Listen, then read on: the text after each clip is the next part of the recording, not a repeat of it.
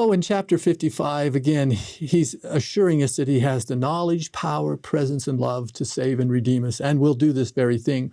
We already mentioned the first two verses that that we can purchase these things without cost to us. It's a pure gift of grace to us, and we should be looking at that rather than spending our time searching things that are not bread and things that cannot ultimately satisfy us.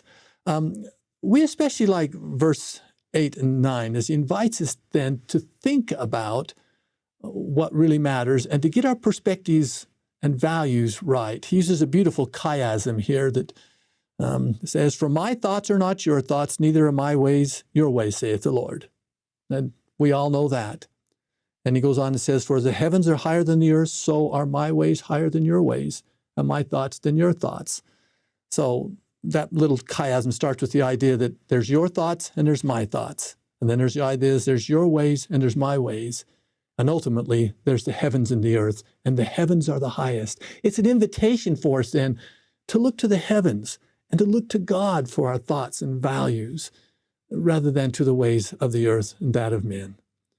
And he promises that if we do so, he will give us bread in verse 11, that we won't be, that our efforts will not, in verse 10, he gives us bread. In verse 11, he promises that he won't let these things return to us void.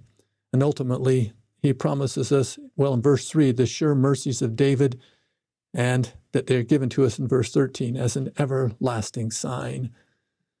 And we understand the importance of an everlasting sign and covenant and mercy of the Lord. So a beautiful chapter, again, to show that God has the power, presence, knowledge, and love to save and redeem us.